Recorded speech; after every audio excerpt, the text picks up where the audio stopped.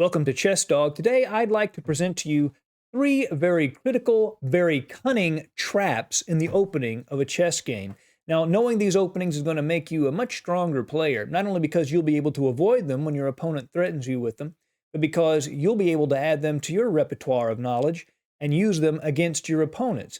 These are traps that all beginners must know, but even masters occasionally fall into.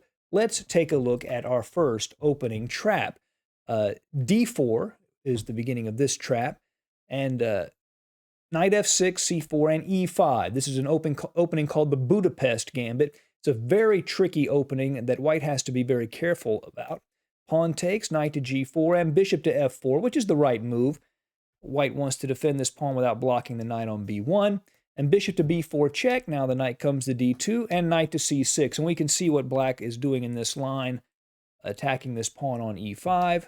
Knight to f3, queen to e7, and now a3, attacking the bishop on b4. And this is where the trick comes in. Black takes on e5. Now, there are a lot of decent moves here. White can play knight e5. That's a perfectly fine move. And e3 is also a fine move. But the big mistake, the move you do not want to play when you are white, is pawn takes bishop, because that move loses on the spot to this shocker. If you're not expecting it, it'll send shivers down your spine. Knight to d3, checkmate. The knight hits the king, which cannot move because it's completely surrounded by its own pieces. And the queen at e7 pins the pawn at e2, so it cannot capture the knight. Knight to d3, checkmate. You see this in different openings. Even the Caro-Kann, you can see this. Be very wary of this particular trap. Now let's look at trap number 2.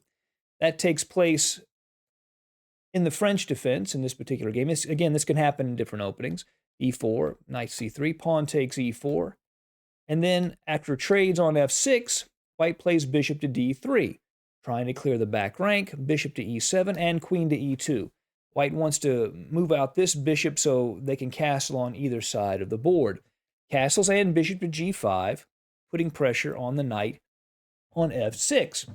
Now, one of the problems for black in the French is that this bishop at c8 is blocked in by the pawn at e6. I mean, e6 is the first move black plays. So the c8 bishop is a perpetual problem. And one thing black would love to do would be to place that bishop on this nice, long, light square diagonal. But that's when this trick comes into play. If black plays b6, which strategically is a great idea, to play bishop to b7. But that move immediately loses the game, because then white plays bishop takes knight on f6, and after bishop takes bishop, queen to e4, and the game is essentially already resignable for black. The bishop and queen threaten checkmate on h7.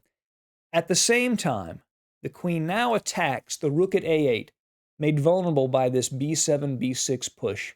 And in order to prevent checkmate, black has to lose his rook on a8, and that is a decisive material advantage for white. That is our second opening trap that you must constantly be aware of in a game of chess. Now, opening 3 comes from a Spanish or Ruy Lopez opening, and in this case, black plays the Berlin. White responds with d3, avoiding the complex endgame that is in the Berlin.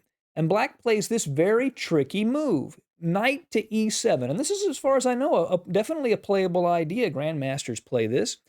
But at first sight, it doesn't look like a very good move, because this pawn at e5 can just be taken by the knight at f3. But as it turns out, capturing that pawn is a blunder. Knight takes e5. Loses to this response, c6. Seems harmless enough, but why does this win the game for black?